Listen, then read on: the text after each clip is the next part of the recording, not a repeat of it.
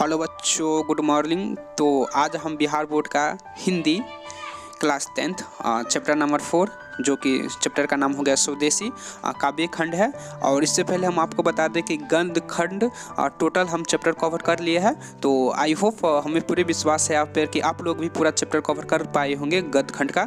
लेकिन अभी तक अगर आप नहीं कर पाए हैं किसी कारण से या किसी वजह से, तो आप प्ले लिस्ट में जाके वह चैप्टर कवर कर सकते हैं। आप चाहे तो वहाँ से जाके आप रीडिंग कर सकते हैं या फिर वॉइस रिकॉर्डिंग भी सुन सकते हैं, क्योंकि यहाँ पे अगर आप इसे एक बार सुन लेते हो तो ऑब्जेक्टिव पूरे भरपूर मात्रा में आपको याद हो जाता है।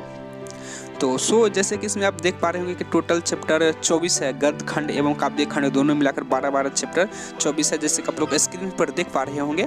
तो इसे आप याद कर लीजिए, क्योंकि एग्ज़ाम के हॉल में, बिहार बोर्ड एग्ज़ाम हॉल में यहाँ लगभग आपको हम बता दें 10 से 15 नंबर के ऑब्जेक्टिव के रूप में पूछ लिया जाता है। तो आपको यहाँ से 10 से 15 नंबर यहाँ से मिल जाता है। तो इसे याद आप कर लीजिए। आपको याद इस तरह से कर लेना है जैसे चैप्टर का नाम आप याद कर लीजिए, उसके बाद फिर चैप्टर का नाम याद कर लीजिएगा। साथ में आप यह भी याद कर लीजिएगा कि कौन सा चैप्टर कौन सा भाषा में लिखी गई है, क्योंकि ये भी पूछा जाता है। तो आप कौन सी चैप्टर कौन सी भाषा में लिखी गई है, आप ये भी याद कर लीजिएगा। जैसे कि आप यहाँ देख पा रहे हैं कि चैप्टर स्टार्ट हो गया। तो इसका लेखक का नाम हो गया बद्री प्रेम घन।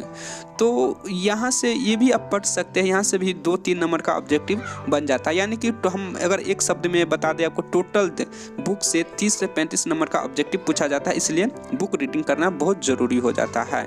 तो जैसे कि आप देख पा रहे होंगे कि चैप्टर स्टार्ट हो गया स्वदेशी। तो आप इसे पढ़िए, और पढ़ने से अब इसका मायने समझ जा रहे हैं तो बहुत अच्छी बात है।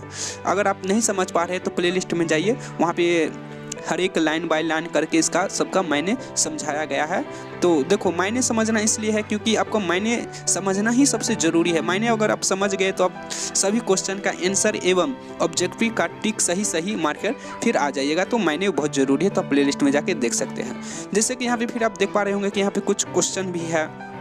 तो इसमें से सिर्फ आपको ऐसा 2 या 3 ही ऐसा क्वेश्चन है जो कि VVI के रूप में है, जो कि बिहार के बोर्ड में पूछा जाता है। इस बार नहीं तो उस बार नहीं तो इस बार, यानी कि 2-3 साल का अंतराल करके यही 2-3 को ऐसा क्वेश्चन है जो बार घुमा के पूछा जाता है। ऐसा भी नहीं है कि देखो हम बोर्ड के माध्यम से आपको सभी क्वेश्चन का आंसर बताएंगे, ऐसा है कि नहीं है कि हम नहीं बताएंगे। लेकिन जो VVI क्वेश्चन है, उसके बाद ये पर्यायवाची शब्द हो गया, विशेषण हो गया, और भी है यहाँ पर जितना भी VVI क्वेश्चन है जो कि डायरेक्ट टू डायरेक्ट पूछने का इस बार संभावना है, तो हमें जरूर वो सब उस पर ज़्यादा ध्यान दिया जाता है, एक तरह से आप कह ले तो। और जैसे कि आप लोग देख पा रहे होंगे शब्द निधि है, तो इसे 2 से 2 बार पढ़ कर छोड़ देना है। इसे याद करने की कोई ज़रूरत है ही नहीं, क्योंकि नहीं पूछा जाता है।